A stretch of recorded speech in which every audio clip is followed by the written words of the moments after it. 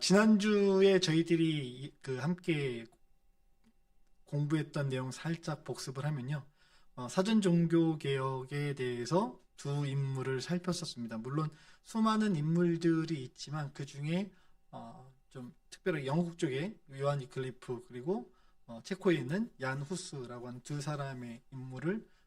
인물을 저희가 살폈고요. 이 두 인물에 대해서 우리가 살펴볼 것은 교황주의, 교권주의에 익숙해 있던 그 시기에 하나님의 말씀, 즉 성경 중심의 사상을 외쳤던 사람들이라는 거예요. 그러니까 종교개혁이 1517년 10월 31일에 갑작스럽게 일어난 게 아니고 이미 오래전부터 차곡차곡 움직임이 있었고 그 흐름이 흘러오면서 그 루터의 95개조 반박문이 촉진제 역할을 해서 도화선 역할을 해서 전체적으로 불이 붙었다라고 생각을 하시면 되겠습니다.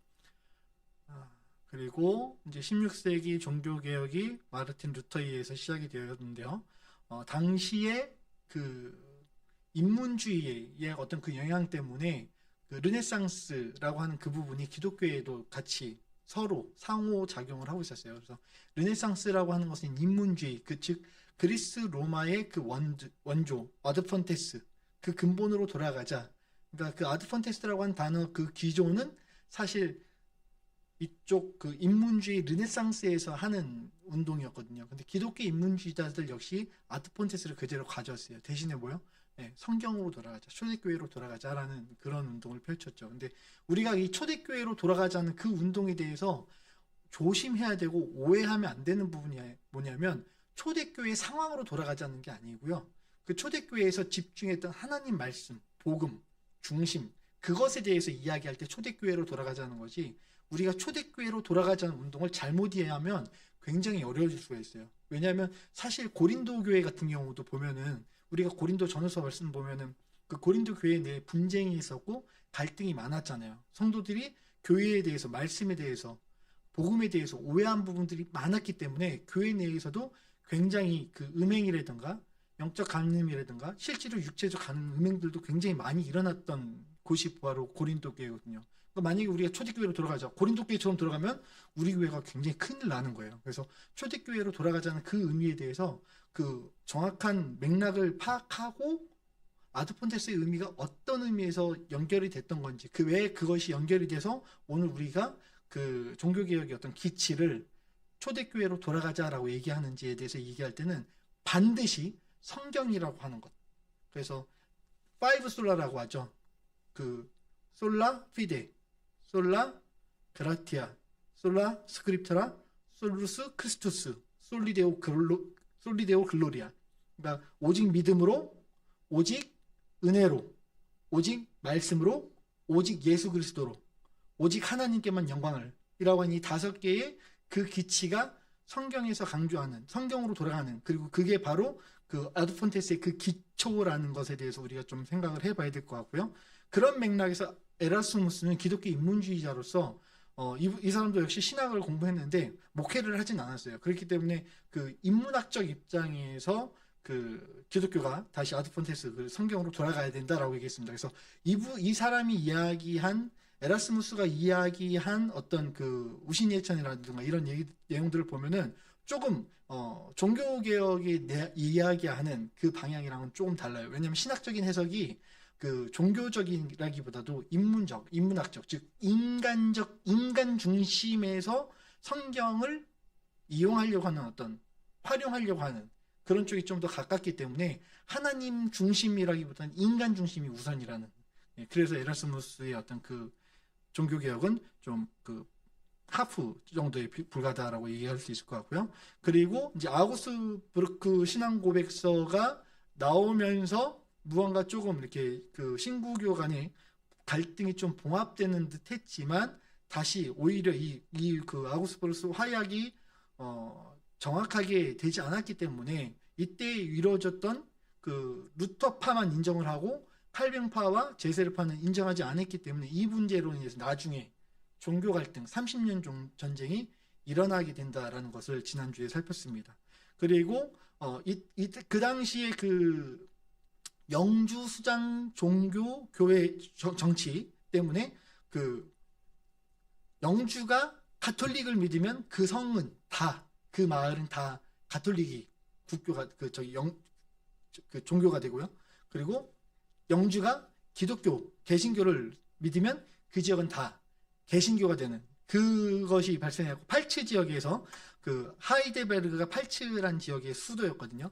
그래서 그 팔츠 지역의 그 수장이었던 그 프레드리히 3세가 개신교를 지지하면서 루터파하고 도대체 칼빈파가 뭐가 다르냐, 이 부분에 대해서 좀 설명을 좀 해다오. 왜냐하면 프레드리히 3세는 그 루터파가 아니라 개신교, 칼빈파를 좀 지지했거든요. 개혁파를 지지했거든요. 그래서 그 당시에 그 아우구스부르크 신앙고백서는 루터파만 인정을 했기 때문에 칼빈파를 인정을 안 했어요. 그래서 그 부분에 대해서 좀 갈등이 있었지만, 그럼에도 영주수장 교회 정치 때문에 이 프레드리히 3세가 내가 추종하는 이 개혁파의 신학이라고 하는 것이, 종교라고 하는 것이 어떤 건지 우리가 사는 우리 영주 백성들에게도 좀 알려줬으면 좋겠다. 그래서 그것을 요구해서 만들어낸 것이 바로 하이델베르그 요리문답입니다.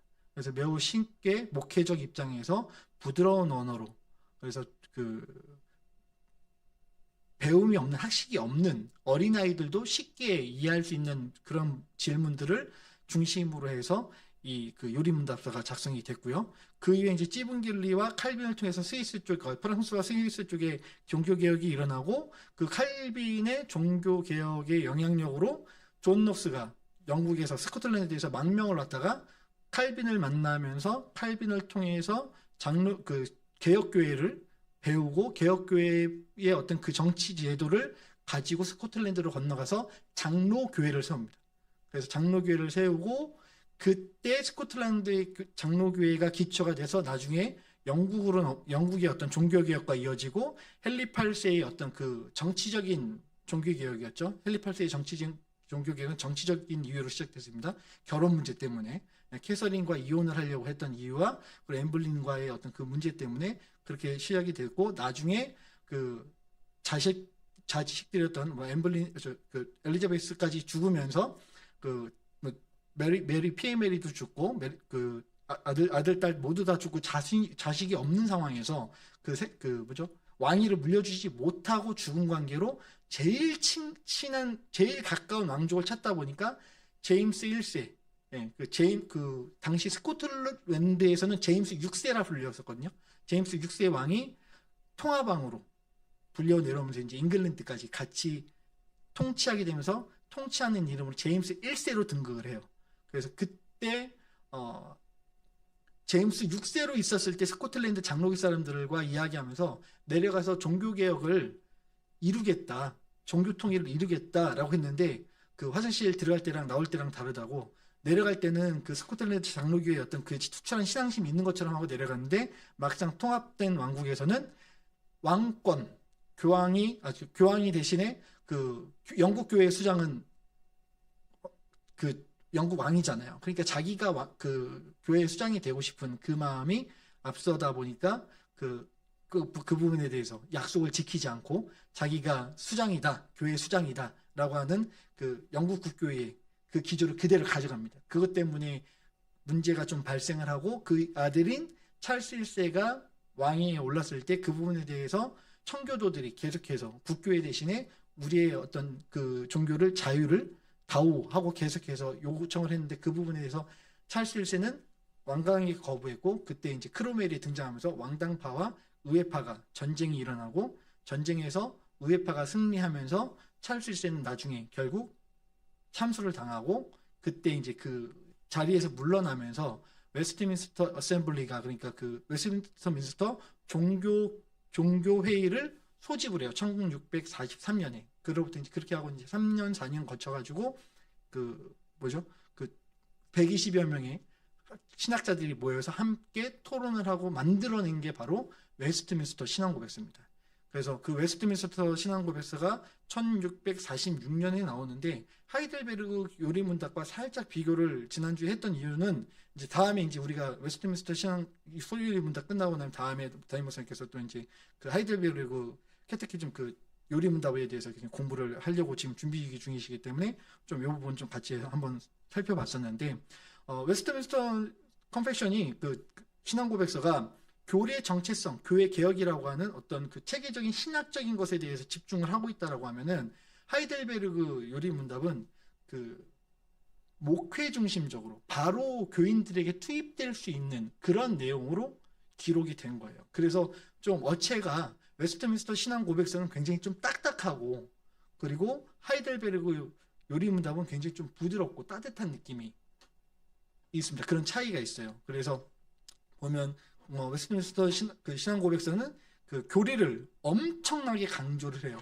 엄격하게 강조를 해요. 기준을 명확하게 얘기하기 때문에 예를 들면 이중 예정설 같은 경우 정확하게 얘기해서 하나님께서 선택도 하셨지만 유기도 하셨다는 거에 대해서 그 두 가지 그 예정에 대해서 엄격하게 얘기를 합니다. 그런데 우리가 그 교회에 다니면서 우리 장로교인이라고 하는 어떤 그 프라이드도 있지만 동시에 그 유기라고 하는 예정에서 이야기할 때 굉장히 좀 어떻게 보면 좀 신학적으로 공격을 많이 당하잖아요, 장로교가. 그래서 또 어떻게 보면은 일반적으로 그 부분에 있어서 오해하면 하나님이 사랑이 없으신 분이다라고 충분히 오해할 만한 그런 요지도 되기 때문에 그 하이델베르그 요리문답 같은 경우는 그 신앙이 그 지식이 학식이 풍성하지 않았던 그 백성들을 위해서 쓰여졌기 때문에 이중 예정에 대해서 그 예정에 대해서 말은 하긴 하는데 목회적 차원에서 그러니까 하나님께서 구원하신 자는 하나님 나라의 백성으로 영원히 거하게 된다. 그러니까 혹시 이런 얘기 혹시 들어보셨어요? 그래서 어떤 목사님들 설교하실 때 손을 이렇게 잡아서 이렇게 표현을 하세요. 하나님께서 우리를 구원하셨을 때 잡고 있는 손이 이렇게 잡고 있는 게 아니라 이렇게 잡고 있다는 거예요. 저와 하나님이. 그래서 내가 이 손을 놓더라도 하나님 잡고 있는 손이 우리를 인도하시기 때문에 하나님 나라까지 가는데 전혀 어려움이 없다. 그러니까 그런 부분만 강조하는 게 하이델베르그 요리문답식이에요. 근데 만약에 웨스트민스터 신앙 고백서식으로 얘기하면 그거 얘기하고 반드시 뭐래야 돼요? 그러나 요거 잡히지 않은 인간도 있어 라고 얘기하는 거예요. 그러면 이제 그 기준이 뭐냐? 그 반대파에서는 하나님 그럼 사랑 없는 분 아니냐라고 이야기하기도 하죠. 그러면 이제 우리는 막 갑자기 이제 헷갈려져요. 그 정말 하나님 사랑이 없으신가? 그놈도 정해놓고 이놈도 정해놓고 다 정해놓으면 하나님이 그냥 기기적으로 한 거 아니야? 아니요. 인간에게 그래서 자율성이라는 걸 주셨고 인간에게 자유의지라는 걸 주셨고 그 부분에 대한 어떤 선택과 예정에 있어서는 하나님의 관점에서 그런 것이지 결코 인간의 관점에서는 선택도 유기도 전혀 알 수 없다. 그리고 그 기준이라고 하는 것은 하나님이 사랑의 하나님이라고 하는 것의 기준은 무엇이냐면 사랑이라고 하는 것은 공의롭고 정의로워야 된다라는 부분도 동시에 간다는 거예요. 만약에 사랑이 있는데 우리가 아이들 키울 때 그렇잖아요. 사랑이 있다라고 얘기하면서 아이들 사랑하니까 잘못하는데 잘했다 이렇게 해주는 부모님 계시나요? 부모 입장에서 내 자녀가 잘못된 길을 가면 엄하게 혼내서라도 버릇을 고치려고 하잖아요. 저희 막둥이가 요즘에 저한테 좀 많이 혼나거든요. 제가 요즘에 저희 막둥이 많이 혼내요. 왜냐하면 막둥이라서 혼내요. 막내라서. 사실은 셋째랑 둘째라서 혼난 부분들도 있었는데 막둥이는 막둥이라서 더 혼내는 것도 있어요. 제가 요즘에 너무 예쁘다고 형도 이쁘다고 그러고 누나들도 예쁘다고 그러고 계속 이쁘다는 소리만 들으니까 지는 뭘 하면 다 예쁜 줄 알아요. 막 실수하고 잘못한 거도 예쁜 줄 알아요. 근데 가만히 보니까 그게 습관이 되겠더라고요. 그래서 안 되겠다 싶어가지고 제가 요즘에 뭐 하기만 하면 계속 제지를 겁니다. 이 아이가 굉장히 아빠가 미워할 정도까지. 근데 감사하게도 아직까지는 아빠가 미워를 얘기를 안 해요. 아마 그동안 이제 누적해 놓은 게 사랑의 표현을 좀 더 많이 했기 때문인 것 같아요. 그리고 이제 또 누나들이 제가 혼내고 나면 좀 지원 사격을 해줘요. 아빠가 너 혼낸 거는 너 사랑하기 때문에 그래서 혼내신 거니까 네가 이거는 잘 지켜야 돼 하고 누나들이 설명을 해주니까 이러고 와서 또 아빠 잘못했어요 이러고 와요. 그게 하나님 사랑이라는 거예요. 그러니까 잘못했을 때 가만히 좌시하고 내버려 두면요. 그게 제 자식일까요? 제 자식이 아니라는 거잖아요. 제 자식인데 혼내야죠. 그러니까 그런 부분에 대해서 하나님께서 사랑이 없다라고 하는 것은 절대 그렇지 않다. 그래서 뭐라 그래요? 만약에 우리가 하나님 앞에서 범죄했는데 하나님으로부터 내가 벌을 안 받는다. 어떤 사람들이 그랬거든요. 하나님 안 계시다는 걸 내가부터 증명해 보이겠다 이런 사람이 있었어요. 지금부터 내가 하나님에 대해서 욕을 하겠다. 욕을 엄청나게 한 거예요. 봐라. 하나님이 계시면 내가 하나님 욕을 이렇게 얘기하는데 하나님이 나를 벌을 줘야지 맞지 않냐? 라고 하니까 저 뒤쪽에서 계시던 한 노신사가 뚜벅뚜벅 일어나서 한마디 딱 하는 거예요. 잘 들었습니다, 선생님. 굉장히 논증적이었고 논리적이었고 매우 명확하게 이야기하신 것 같습니다. 그러나 선생님의 논쟁이 잘못된 것이 무엇이냐면 지금 선생님이 벌을 안 받은 것은 하나님이 계시지 않다는 것을 증명한 게 아니라 당신이 하나님과 관계없다는 것을 증명한 것 뿐입니다. 무슨 말인지 아시겠죠? 우리가 착각하면 안 된다는 거예요. 그러니까 우리가 왜 때로는 그러잖아요. 하나님 저한테 왜 그러세요? 진짜 진짜 제가 뭘 잘못했다고. 사랑하니까 그런 거예요. 네. 그래서 되려 이제 우리들의 어떤 그 시야나 시각은 우리가 뭔가 고난을 받는다. 내가 의로운 일을 하는데도 고난을 받는다. 어려움을 만난다라고 하면 하나님 저한테 왜 그러세요? 물론 그런 생각이 들죠. 그런데 그때 우리가 조금 더 신앙이 성숙하고 성장해서 좀 하나님에 대한 지식을 좀 더 풍성하게 갖는다라고 하면 그때 우리가 가져야 될 생각은 하나님 나를 사랑하시구나. 내가 선택받은 하나님의 백성이 맞구나. 라고 하는 반증. 네, 그래서 오히려 하나님 이 시험을, 이 환란을 잘 이겨낼 힘을 주세요. 라고 하는 것이 우리의 기도 제목이어야 하겠습니다. 자, 그리고 이제 웨스트민스터 신앙고백서와 데일리 수문 문답으로 좀 넘어가면요. 이 세 개는요. 쉽게 예를 들면 그렇습니다. 웨스트민스터 그 신앙고백서가 먼저 나와요. 1646년에 먼저 나오고 데일리 문답과 소일이 문답이 1647년에 나옵니다. 1년 뒤에 나오죠. 왜 그렇게 되냐면 학자들이 모여서 그 부분에 대해서 엄밀하게 표준을 잡은 게 웨스트민스터 신앙 고백서예요. 그래서 33장에 이르러서 조직신학적인 부분을 쭉 다룹니다. 그래서 여기에는 이제 교회론도 사실 들어가 있거든요. 근데 소일이 문답에는 교회론이 들어가 있긴 한데 좀 분산되어 있고 좀 약하게 설명이 되어 있어요. 네. 교회론 뭐 들어가 있는지 좀 이따 제가 다시 한번 설명을 드리고요. 웨스트민스터 신앙고백서는 교회 표준으로 잡았기 때문에 교리의 틀이기 때문에 굉장히 엄격해요. 마치 뭐 같냐? 보면은 헌법책 보는 것 같아요. 네, 헌법책 보면 1조 1항, 대한민국 국민은 이렇게 쭉쭉 나가잖아요. 그런 어떤 그 내용 딱 보면 되게 딱딱하잖아요. 네, 그래서 엄격하고 딱딱할 수밖에 없어요. 그리고 나서 어떻게 됐냐? 1년 뒤에 이것을 가르쳐야 되니까 대의리 문답과 소유리 문답이 나와요. 그러니까 대의리 문답은 뭐냐면 좀 성인 신자라든지 아니면 교역자들 그리고 이제 교회 지도자들 그러니까 헌법을 풀어놓은 주석서 같은 성격의 해설서. 그래서 굉장히 자세하게 상세하게 풀어서 설명을 해놨습니다. 고백서의 내용을. 신앙고백서를 웨스트민스터 신앙고백서의 내용을 아주 상세하게 설명을 해놨어요. 그래서 196개의 문항으로 해서 Q&A로 얘기를 쫙 진행을 해요. 근데 그거를 딱 하고 끝냈냐? 아니요. 하나 더 만들었어요. 소일이 문답. 소일이 문답 107문항으로 만들었는데 이 소일이 문답의 목적은 뭐냐면 기초 신앙 교육을 위해서. 그러니까 대의리 문답을 교육받은 사람들이 어린이와 새신자를 위해서 교육하는 것이 소일이 문답이었어요. 그 목적은 뭐냐면 오늘날 우리는 문맹이 별로 없어서 너무 감사한데 문맹이 없어서 감사한데 또 뒤집어서 얘기해보면 놓치는 부분이 뭐냐면 암기인 것 같아요. 소일이 문답이 만들어진 건요. 암기를 하기 위해서 만들어졌습니다. 당시 문맹들이 많았잖아요. 글씨를 모르니까 다 외운 거예요.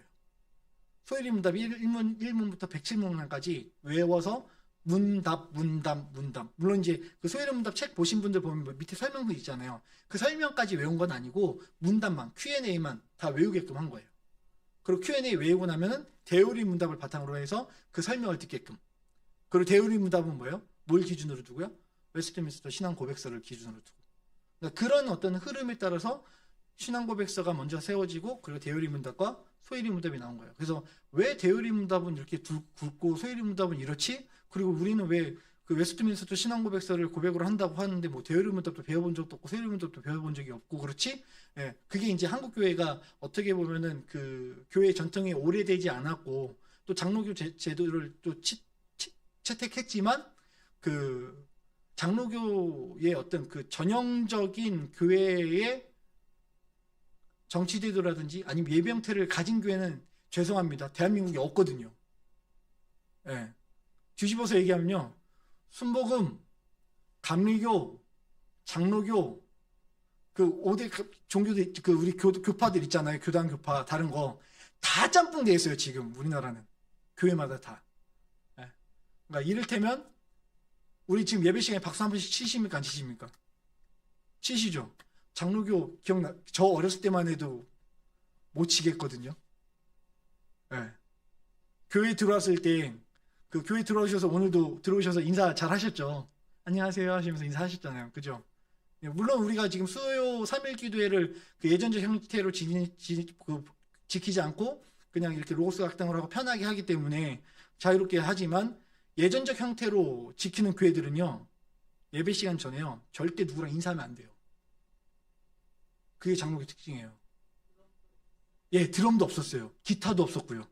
통금 쳐야 되냐 마느냐, 통금까지는 허용이 된다, 안 된다, 막 그랬었거든요. 그래서 그리스도 교회 같은 경우는 지금도 유악기파, 무악기파 있어요. 악기를 사용하는 파하고 악기 안 사용하는 파, 다양하게 있습니다. 근데 지금 우리나라 교단은 어때요? 네. 주여, 우리 기도할 때 주여 하고 소리 지르고 주여 삼창하고 기도하기도 하잖아요. 장로교는 그거 하면 안 되거든요.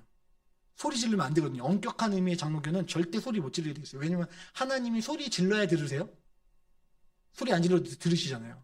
그럴 때 장로교는 그런 어떤 예식이나 이런 부분에 있어서, 의전 부분에 있어서 굉장히 엄격해요. 네. 그런데 왜 엄격하냐면 그것조차 행위라고 바라보는 관점 때문에 그래요. 네. 그래서 보면 행위 부분에 있어서 굉장히 예민해요. 그래서 이 그 종교 개혁이 일어났을 때, 가톨릭에서 종교 개혁이 일어날 때 그 종교 개혁을 일으키면서 했던 가장 큰 이유가 뭐냐면 5개 중에 뭐였어요? 첫 번째 제가 뭐 얘기했죠? 오직 믿음으로. 로마서 1장 17절에 그 보면은 오직 의인은 믿음으로 말미암아 살리라 했잖아요. 그러니까 믿음으로 구원받는 거지 우리가 행위로 구원받는 게 아니잖아요. 근데 카톨릭이, 로만 카톨릭의 어떤 그 기조를 보면은 항상 뭐예요? 선행을 통해서, 그리고 내가 예배함을 통해서, 7개 칠성례를 통해서 구원을 받는다라고 그러거든요. 그러니까 그 사실 보면은 좀 죄송한 표현인데 교회 다니시는 분들보다 로마 카톨릭에 계신 분들이 굉장히 거룩하고 선한 분들이 많아요. 근데 그거 왜 그러냐면 이제 그 교회에서 그러는 거는 교리에 대한 오해 때문에 그렇고, 로만 카톨릭 신자들이 그런 거는 구원관 때문에 그래요. 왜냐하면 자기가 죄를 많이 짓고 실수를 하면 구원 못 받는다 생각하기 때문에. 그래서 그 부분에 있어서 선행을 해야 되기 때문에 내가 착하게 살아야 구원받는다 라는 부분이 있어요. 그러니까 믿음을 하나님 주시지만 그 믿음에 있어서 내가 행위가 빠지면, 행위가 잘못되면 구원 못 받는다는 게 로만 카톨릭의 신학적 교리예요. 그럴 때 선행을 매우 중요하게 여겨요. 그런데 기독교, 우리 개신교는 뭐예요? 행위에 대해서 강조해요? 안 한다고 하면 오해인 거예요. 오늘 많은 크리스찬들이, 프로테스탄트 크리스찬들이 오해한 게 뭐냐면 행위가 상관이 없기 때문에 나는 자유하다, 어차피 구원받았는데 이렇게 살아도 난 천국 갈 건데, 그러니까 하이델베르그 요리문답식으로 얘기해서 구원받은 자는 하나님께서 이렇게 잡고 계시기 때문에 안전하게 그 나라까지 갈 수 있다는 그 확신이 너무 강해갖고 이단, 구원파처럼 구원관을 가지고 있어요. 내가 무슨 실수를 해도, 무슨 잘못을 해도 난 구원받는다. 자, 여쭤볼게요. 우리가 죄지면 구원받습니까? 회개하면 구원받아요? 회개하면 구원받는다 그러면은 이제 뭐가 되는 거예요? 그 회개하면이 행위가 되느냐, 아니면 은혜로 말미암은 거냐? 은혜로 말미암아 회개했다라고 하면은 뭐예요? 그래도 회개했다라고 하는 것 자체가 행위잖아요. 그러면 회개는 뭐예요? 인간의 행위예요, 믿음이에요? 믿음이에요? 회개가? 믿음이 있어야 회개하죠. 맞아요. 되게 중요하게 잘 말씀해 주셨습니다. 감사합니다. 행위는요, 믿음의 결과로서 수반되는 거예요. 그게 프로테스탄트 정신이에요. 그러니까 뭐냐면 기독교 종교개혁이 일어났을 때요, 종교개혁자들하고 로마 카톨릭 그 학자들하고 딱 붙어가지고 막 하는데 얘네가 뭐가 다르지 하고 로마 카톨릭에서 연구를 했어요. 왜냐하면은 그동안 어떻게 보면은 사제중심주의로 살던 로마 카톨릭 그 학자들이 사실 연구를 많이 안 했었거든요. 교권주의에 파묻혀 있어서 굳이 연구 안 해도 이렇게 살면은 다 구원받고 하나님 인도하시고 교황 말 들으면 되는데 뭘 연구할 필요 있어. 안 했어요. 근데 종교개혁이 일어나고 나서 로만 캐톨릭 사람들이 엄청나게 학자들이 연구를 한 거예요.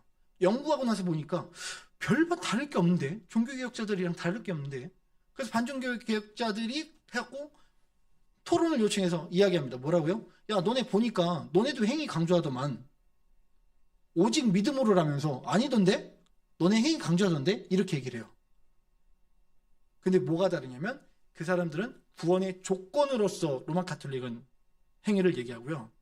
프로테스탄트 개신교는요. 구원의 결과로서 행위를 강조합니다. 그러니까 네가 그렇게 행동해? 너 구원받은 거 아닌지도 몰라. 라고 얘기하는 게 기독교식인 거예요. 우리식인 거예요. 그러니까 행위가 엉망이다. 제가 구원받았을까? 예, 그렇다고 해서 그럼 내가 뭐 좀 잘못했으면 나 구원 못 받는 거 아니야? 벌벌 떨라고 말씀드린 게 아니에요. 사람이 살면서 죄 어떻게 안 짓고 살아요? 실수하고 살죠. 근데 실수했을 때, 그 실수가 드러났을 때 하나님 옆에 엎드리냐 안 엎드리냐. 그리고 내가 죄를 지을 때 내 마음에 하나님께서 주신 그 양심이 찔림이 있어서 이거 하면 어떡하지? 이거 하나님께서 벌 받는 거 아니야? 이런 어떤 그 찔림들, 그런 것들을 구원받은 결과라고 우리는 이야기를 하는 거예요. 그래서 그 기준을 뭘로 잡느냐? 그 기준을 잡을 때 웨스트민스터 신앙고백서와 그 거로 말미암은 대요리 문답 그리고 소요리 문답을 통해서 우리가 구체적으로 성경이 무엇라고 얘기하고 있는지를 찾아가는 거예요. 그러니까 대요리 그 교리라고 하는 것이 왜 중요하냐라고 했을 때 교리 공부를 해야 구원받는 게 아니고 교리가 성경 위에 있는 게 아니고 성경에 있는 내용을 우리들이 쉽게 접근할 수 있게끔 요약하고 짜낸 게 웨스트민스터 신앙고백서고 그로 말미암아 나온 게 대요리 문답, 소요리 문답이라는 거예요. 그래서 우리가 오늘 그 장로교에서는 특히 소요리 문답을 공부해야 된다라고 얘기를 하는 겁니다. 근데 사실상 많이 공부들을 안 하는 경우들이 많죠. 그래서 근데 그 보통 그 전사님들이 신학교 가면 이 부분에 대해서 이제 공부하고 나 못 배우고 왔는데 맨날 그 목사연수 받을 때도 그 12신조와 웨스트민스터 신앙고백서의 어떤 소요리 문답을 정신을 따르겠습니다. 선수하고 가거든요. 근데 선수를 하는데 막상 내가 배워봤나? 배운 기억이 없는 거예요. 그러니까 신학교 가면은 전 사람들이 그 중고등부나 대학 청년부 맡으면 제일 먼저 하는 게 도전하는 게 뭐냐면 소요리 문답부터 공부를 시작을 해요. 근데 소요리 문답 공부 시작을 하다가요. 한 뭐 10몇 문 정도 가면은 유야무야 돼갖고 이렇게 다 흩어지는 거예요. 청년들도 막 열심히 하겠다고 청소년들도 열심히 하겠다고 왔다가 가르치는 사람도 배워본 적이 없으니까 정확하게 모르니까 끈기 있게 못 가고 배우는 사람들도 처음에는 열심히 하겠다 하고 배웠다가 했던 말 또 하는 것 같고 반복되는 것 같고 뭔 설명인지도 잘 모르겠고 이러다 보니까 그냥 유야무야 되는 경우들이 많았던 것 같아요. 그런데 그럼에도 그것을 꾸준히 하는 건 매우 중요하고 3대 그 네덜란드나 이제 독일 그 개혁교회 그 유럽의 종교 그 개혁교회는 그렇기 때문에 꾸준히 할 수 있는 편한 어떤 문화를 하이델베르그 요리 문답으로 1년 내내 계속해서 52주 동안 129개의 문학을 계속해서 돌리는 그런 모습을 우리가 볼 수가 있습니다.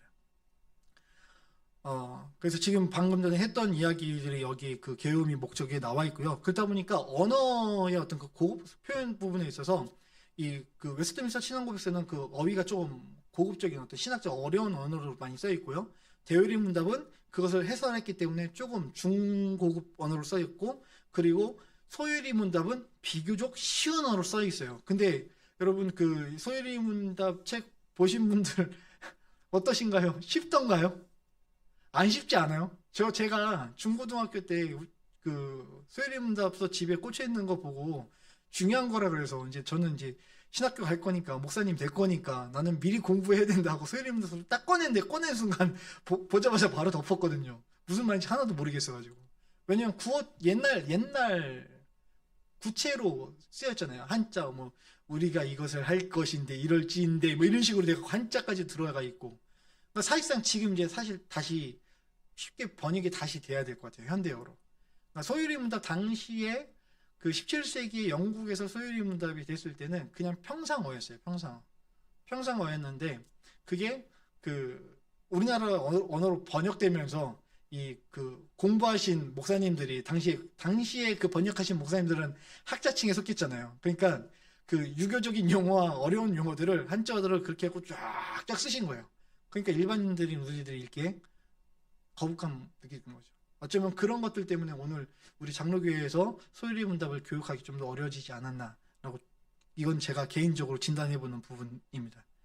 자, 내용 구성을 보면은 그게 하나님과 성경, 창조와 타락, 그리고 그리스도와 구속사역, 십계명 해석 뭐 이런 식으로 들어가고요. 여기 보면 간단하게 정리되어 있는 게 대여리 문답에서 상세하게 설명하고 다시 소유리 비해서는 간략하게 서술되는 것들을 볼 수 있습니다. 이유는 뭐냐면 신앙고백서는 33장에 헌법처럼 짝짝 되어 있고 대여리 문답 그것을 좀 주석서처럼 길게 해석을 했기 때문에 좀 길고요. 그리고 그것을 다시 이해하기 쉬운 말로 바꾼 것이 소유리 문답이기 때문에 이렇게 좀 줄어들어요. 그래서 뭐 주기도문, 성례전, 종말론 이렇게 다루고 있는데 지금 여기에선 제가 기록은 안 했는데 성례전뿐만 아니라 뭐 교회 질서 이런 부분들에 대해서도 다루고 있습니다. 상호 관계 및 보완성을 좀 살펴보면은 신앙고백서 같은 경우는 체계적 신학 체계를 정립하는 데 그 목적이 있고 요리문답은 교육과 훈련을 목적으로 합니다.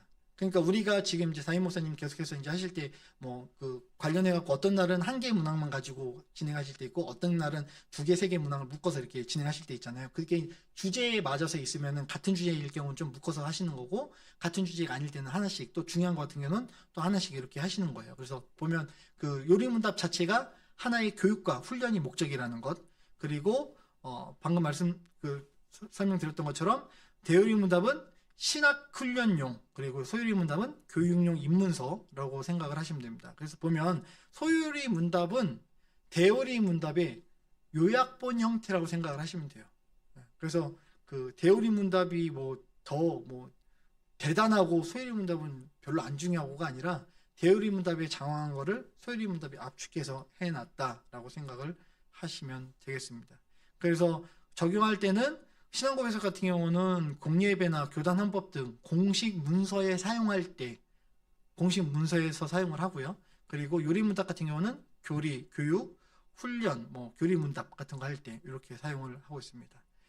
예를 들어서 대표적인 질문을 좀 보면은 인간의 제일 되는 목적이 무엇인가라고 해서 대요리문답 같은 경우는 인간이 가장 높은 목적은 무엇인가?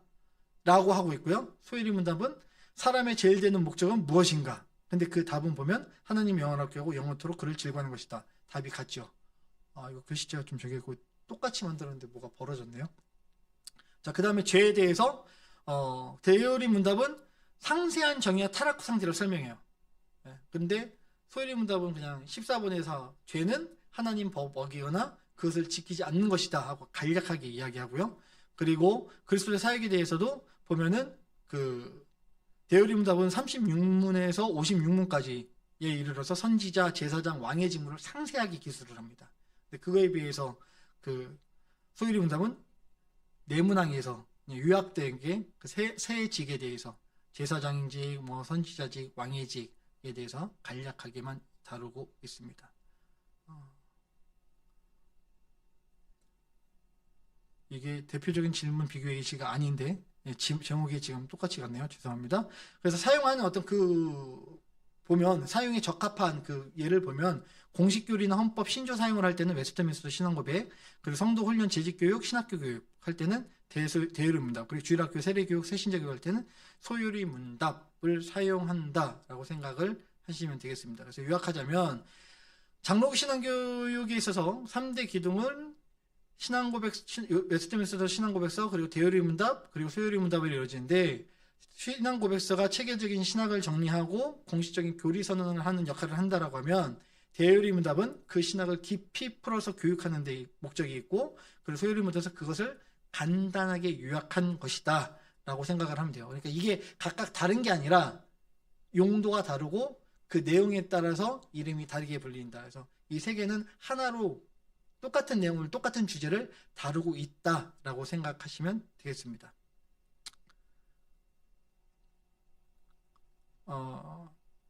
목사님께서 이제 여태까지 했던 것들에 대해서 좀 간략하게 좀 짚어봤으면 좋겠다라고 말씀하시고, 앞으로 공부할 게 뭔지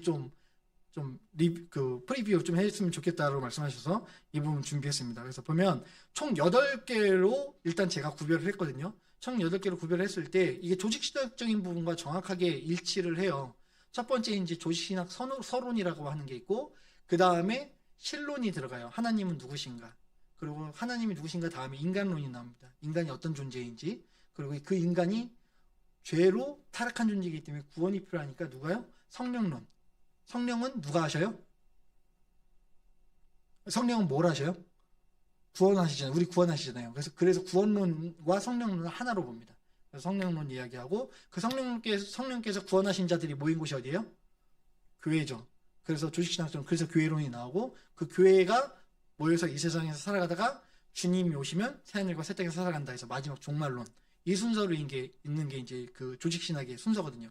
그 논리적 순서에 따라서 그렇게 이야기를 하거든요. 근데 보면 소위령 문답도 그렇게 쭉 진행이 돼요. 뭐 하나 빠지고요? 교회론 빠지고요.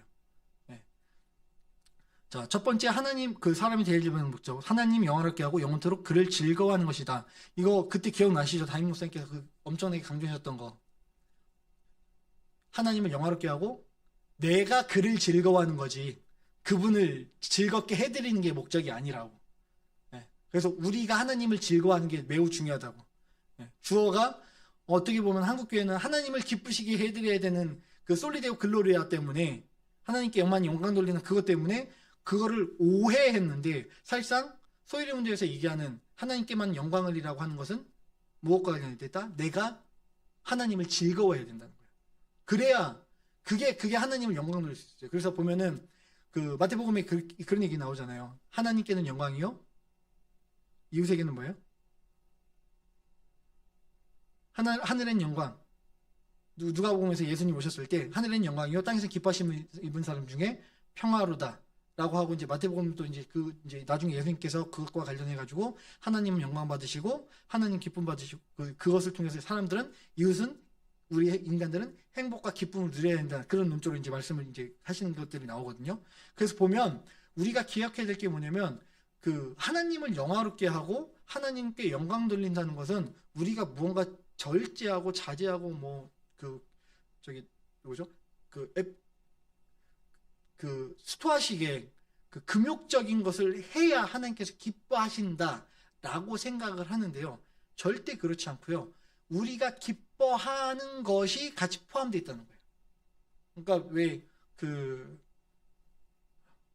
지금도 장로교회에서는 찬양할 때 앞에서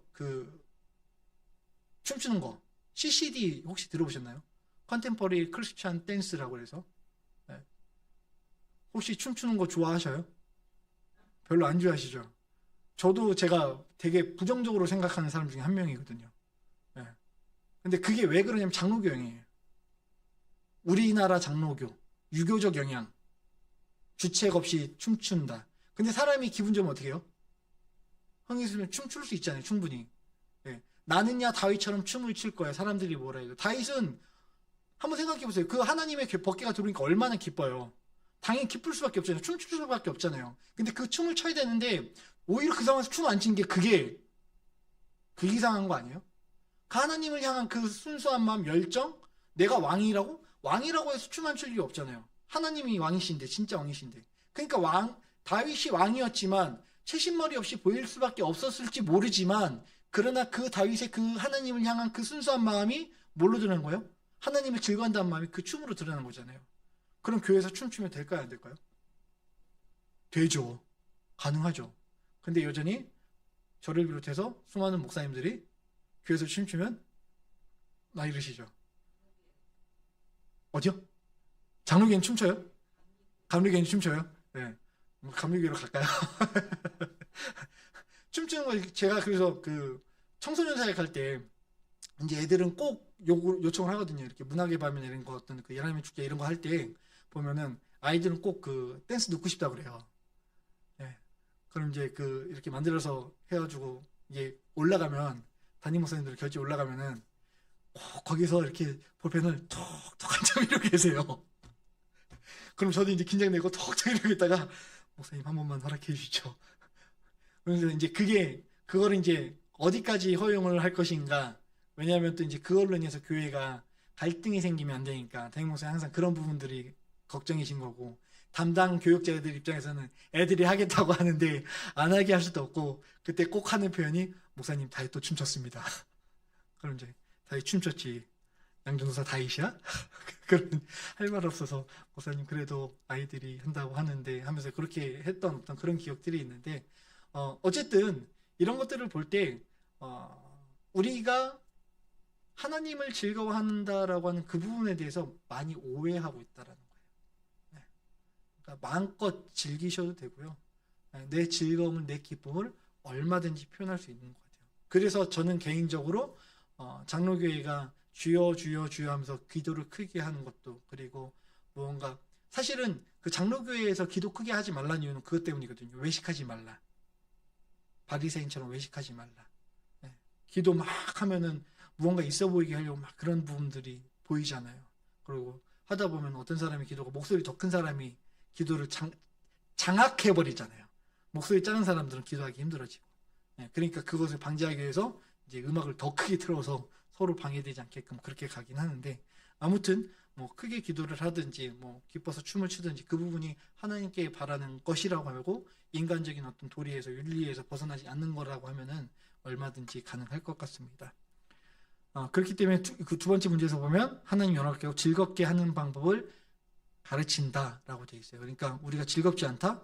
그러면은 이거는 우리에게 주신 창조 목적에 어긋나는 거다라고 생각하시면 될 것 같아요. 자, 그리고 이제 하나님에 대한 교리를 보면은 하나님은 어떤 분이신가, 하나님 몇 분이신가 이렇게 있는데요. 하나님 어떤 분이시냐 했을 때 영이시고 무한하시고 거룩하시고 공의롭고 선하시며 진실하시다 이렇게 돼 있죠. 제가 여기서 오늘 여기 계신 분들은 학식이 뛰어나시다라고 생각을 하고 받아 먹을 수 있는 분이라 생각하고, 저 이단 아닙니다. 충격적인 말을 하려고 합니다. 하나님 영 아니십니다. 근데 하나님 영이세요. 하나님 영이신데요. 하나님 영이 아니세요. 앞에 영과 뒤에 영이 무슨 차이일까요? 하나님은 영이시다라고 했을 때 하나님은 영이시다라는 의미는요, 우리와 같은 류의 영이 아니시라는 거예요. 제가 어렸을 때 헷갈렸던 것들 중에 하나가 그거였어요. 하나님은 영이신 예배한 자가 영과 진리로 예배할지니라 했는데, 그 말씀에 기인해서 우리는 하나님의 영과 그리고 또 임하고되 하나님께서 불어넣으시니 어떻게 됐다? 생명이 된지라. 그럼 뭐예요? 그래서 우리가 하나님의 형상을 가졌다라고 하면서 그것을 기저로 해서 천주교는 인간을 하나님의 형상이라고 얘기할 때 하나님의 영이 부여받았다라고 그러거든요. 자, 창세기 다시 한번 볼까요? 하나님께서 인간을 만드셨을 때 흙으로 빚으셨죠. 생기를 불어넣으시니 생명이 된지라 했을 때 그 생기가 뭘까요? 하나님의 영을 불어넣은 거예요? 숨 불어넣으신 거예요? 숨을 불어넣은 거잖아요. 근데 그 숨을 불어넣었을 때 그 숨이 하나님의 영을 부어넣은 거예요? 거기서 이제 오해가 온 거예요. 하나님을 불어넣어 주신 게 아니에요. 숨도 만드신 거예요. 그러니까 영도 만든 거라고요. 우리의 영이 하나님의 영과 같은 영이 아니고요. 우리의 영은, 인간의 영은, 인간을 얘기할 때 영과 육의 결합체라 그러잖아요. 그래서 교회적으로 봤을 때 죽음은 뭐예요? 영과 육의 분리가 일어났을 때 죽음이라 그러잖아요. 생물학적으로는 심장이 멈춰야 되지만 우리가 영적으로 얘기할 때는, 교회에서 얘기할 때는 뭐예요? 영과 육이 분리될 때 죽음이라 그러잖아요. 근데 그때 죽는 그 영, 그 몸에서 떠나는 그 영과 하나님은 영이시니 할 때 그 영이 같은 영이 아니라고요. 근데 우리는 같은 영이라고 생각을 해요. 왜요? 단어 때문에. 하나님은 영이시니 할 때 그 영은요, 하나님이 어떤 존재인지 모르니까 영이라고 그러는 거예요. 엄밀하게 얘기하면요, 하나님을 하나님이라고 하는 그 순간 하나님은 하나님이 아닙니다. 이해가 되세요? 무슨 말이냐면 우리가 하나님을 제한한다는 거예요. 하나님이 맞을 수도 있지만 그분만 하나님이 아니거든요. 하나님 무한하시고 우리가 감히 헤아릴 수 없는 분이거든요. 우리가 얼마나 티끌 같은 존재입니까? 잠시만요. 제가 하나 뭐 좀 보여드릴게요.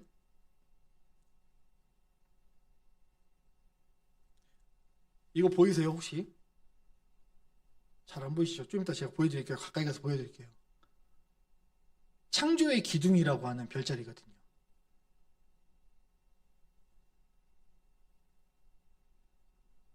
우리가 얼마나 작은 존재냐면 여기 보이는 이 반짝반짝반짝한 여기서 보면 반짝반짝반짝하는 이게 우리 태양계 같은 거거든요. 이 태양계 같은 게 이렇게 넓어요. 근데 이게 제임스 웹이라고 하는 그 천체망원경으로 찍은 건데 일부만 찍은 거예요. 이게 우리가 하늘 볼 때 하늘에 보이는 그 별과 같은 그만큼 넓은 사이즈 중에 이것만 찍은 거예요. 근데 그 수많은 별들 중에 여기서 노랗게 있는 이가 하나, 그게 태양계래요. 이렇게 넓은 데서 점 하나가 태양계인데 그 점 하나가 또 이렇게 넓으면 또 안드로메다니 뭐니 이렇게 되고 도대체 그러면은 우리는 얼마나 티끌 같은 존재라는 거예요. 근데 그런 하나님이 이 세계를 다 만드신 그 하나님이 인간의 영도 만드셔서 불어넣으신 거예요. 그래서 하나님은 영이시니 예배한 자가 영과 진리로 예배할지니라 할 때 그 앞의 영과 뒤의 영은 같은 단어지만 다르게 생각해야 돼요. 앞으로 이제 하나님은 영이시다라고 할 때 그 영의 개념과 우리의 영의 개념을 같은 개념으로 생각하시면 절대 안 됩니다. 그 부분을 계속해서 혼란스럽게 같은 용어이기 때문에 같은 개념으로 생각을 해서 그래서 자꾸 하나님에 대해서 오해하고 하나님을 자꾸 끌어내려요. 우리의 눈높이로.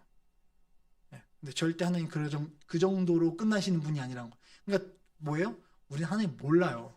그래서 뭐예요? 하나님 몇 분이라고 했을 때 한 분이다. 근데 또 세 분이라고 그러잖아요. 근데 세 분이다, 한 분이다. 말이 돼요? 세 분인데 한 분이고 한 분인데 세 분이다. 말이 돼요? 말이 안 되는 말이잖아요. 인간 논리로 이해할 수 없는 분이 하나님이신 거예요. 인간의 논리로 이해됐다? 그러면은 그거는 우리의 이해이지 하나님이 아닌 거죠.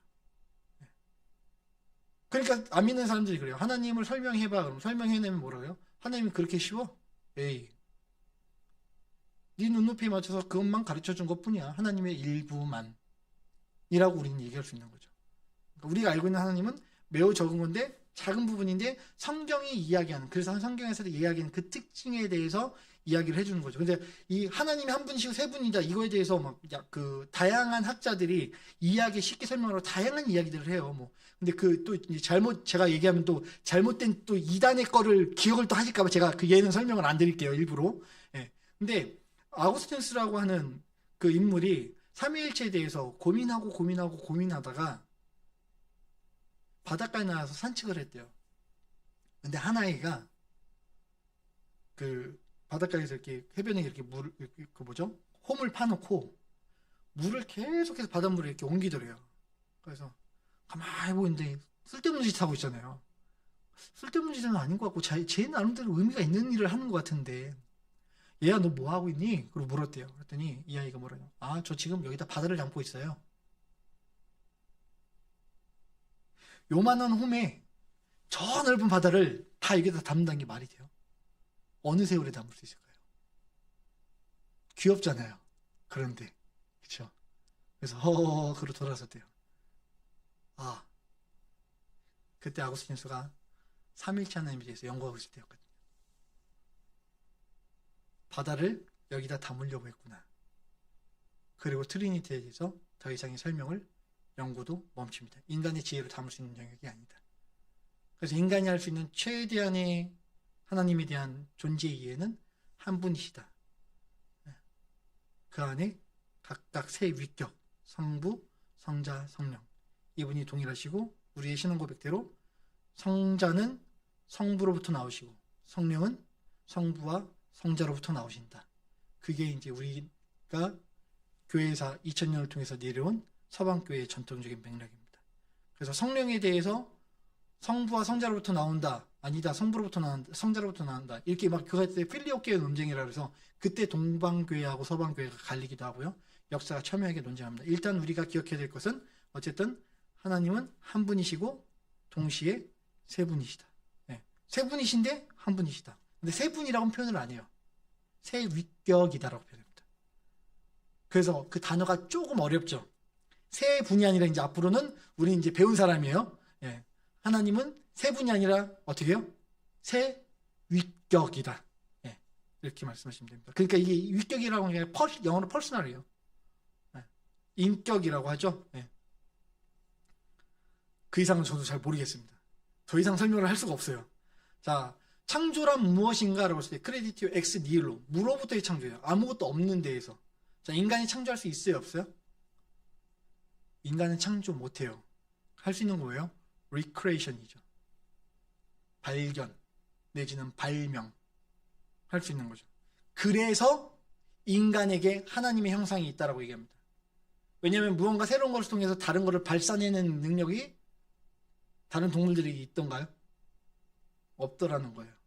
그래서 인간에게 하나님의 그 이마고 데이, 하나님의 형상의 그 특징 중에 하나를 그 발명술과 발견술에서 찾는 이유가 거기에 있어요. 그리고 하나님의 섭리에 대해서도 또 이제 이야기하고 있고, 인간의 타락에 대해서 얘기했을 때 인간의 타락은 완전히 전적으로 타락했다라고 하는 게 우리의 관점이에요. 일부만 타락한 게 아니라. 아까 전에 제가 분여 얘기했잖아요. 하나님은 영이시니 할 때 영의 개념. 로만 카톨릭에서는 전적 타락이 아니라 부분적 타락을 얘기해요. 왜 그렇게 얘기할 수밖에 없냐면, 하나님께서 하나님의 영을 우리들에게 부어주셨는데, 분여해 주셨는데, 나눠주셨는데, 어떻게 그 하나님의 속성이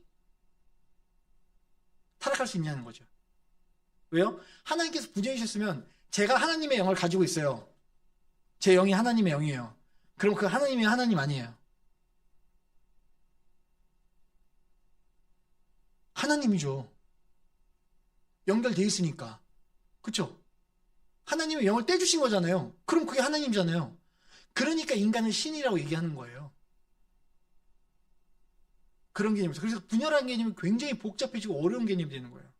근데 하나님께서 성경에서 말하는 건 뭐예요? 그 숨조차 뭐라고요? 만드셨다고요. 그런데 그 만드신 그 영혼이 아담 안에서 전적으로 완전히 타락해서 하나님과 교제할 수 있는 능력을 다 완전히 깡그리 잃어버렸다. 근데 파괴된 건 아니에요. 그래서 뭐라 그래요?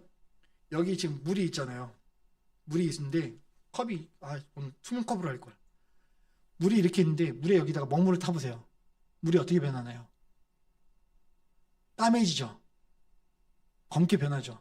자, 근데 그 안에 물이 있어요, 없어요? 물이 있죠. 인간의 타락한 속성을 우리는 이렇게 이해합니다. 하나님의 형상이 사라졌다는 건 아니에요. 하나님의 형상은 있어요. 근데 어떤 상태로? 타락해서. 완전히. 물을 여기다가 먹물을 넣으면은 어떤 부분은 검게 변하고 어떤 부분은 덜 검게 변하나요? 그건 물과 기름이잖아요. 인간의 타락은 물과 기름의 부분이 아니라 완전히 오염, 전염의 부분이에요. 그래서 우리는 죄에 대한 이해를 전염, 죄에 대한 전염, 오염으로 이해합니다. 그래서 그것이 전가됐다라고 얘기하고, 그 전가를 해결할 수 있는 분은 누구예요? 오직 예수 그리스도뿐이다. 그래서 그리스도의 직무, 선지자, 제사장, 왕이다 라고 얘기할 때 왜요? 하나님께서 이야기하셨던, 말씀하셨던 행위의 언약, 아담과 했던 행위의 언약, 그리고 아브라함에게 주셨던 말씀의 언약, 그 모든 것들에 대해서 하나님은 공의롭고 정의로우신 분이기 때문에 하나님이 약속하신 거 지키셔야 될까요? 안 지키셔야 될까요? 지키셔야 돼요. 그래서 누군가 그 벌을 받아야 돼요? 안 받아야 돼요? 받아야 하는 거예요. 근데 그걸 누가 받아요? 인간이 받아야 돼요. 근데 인간이 완전히 오염되는데, 완전히 전염되는데 그 인간이 그 죄 문제 해결할 수 있을까요? 없을까요? 못하는 거예요. 그러니까 누가 오신 거예요? 예수님이 오신 거예요. 근데 예수님이 오셨을 때 참 하나님이신 그분이 오셨지만 우리의 인간과 같은 똑같은 인간의 영 가지고 있어야 될까요? 없어야 될까요? 가지고 있어야 되는 거예요. 우리랑 똑같은 육신이 있어야 돼요? 없어야 돼요? 있어야 돼요. 그러니까 예수님께서 참 사람이시다, 참 하나님이시다 라고 하는 거는요, 하나님이신 그분이 우리와 똑같은 영과 육신을 가지고 그대로 오셨다는 거예요. 그럼 여기서 질문. 예수님께서 마리아의 배에 착상했을 때 배아로 존재했을까요? 아니면 쫑 하고 컥이 존재했을까요? 배아로 존재했겠죠. 남자의 씨만 없었을 뿐이지 성령으로 잉태하여 그 관계는, 그 단계는 정확하게 같잖아요. 자, 배아로 존재했을 때, 또 질문. 배아로 존재했을 때, 그 예수님의 배아는, 그 배아에는 하나님이 계세요, 안 계세요? 안 계세요? 계시죠? 그죠? 잉태된 그 순간부터 하나님 거기 계셨죠? 자, 그러면 잉태된 그 배아의 어머니는 누구예요?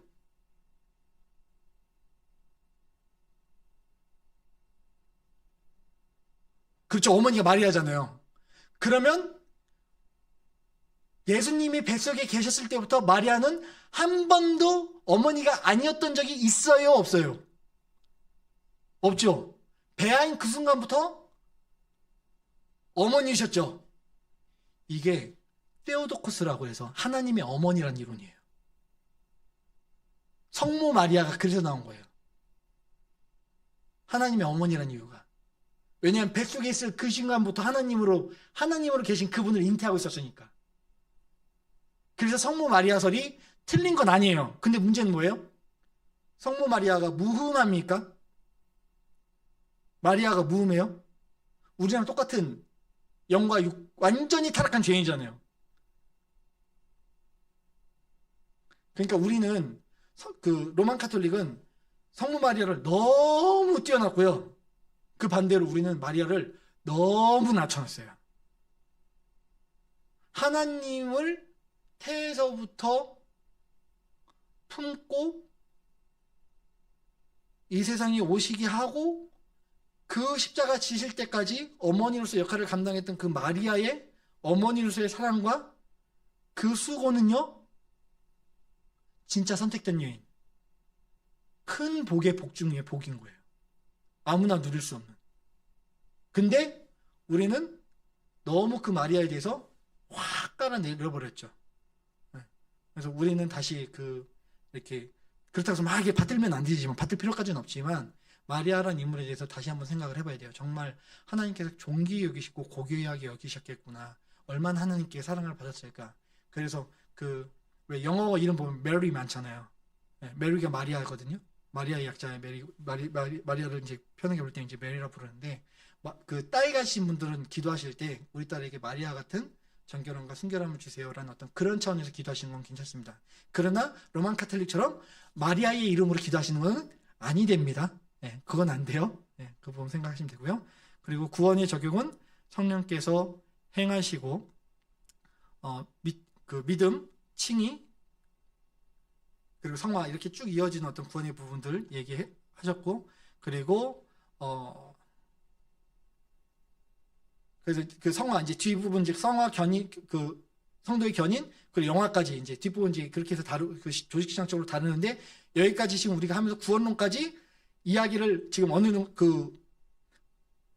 담임 목사님 지금 하신 게 지금 성화 다음에 37번까지 갔죠, 우리가. 그렇기 때문에 이제 구원 이후에 이제 종말론까지 지금 다루고 있는 건데요.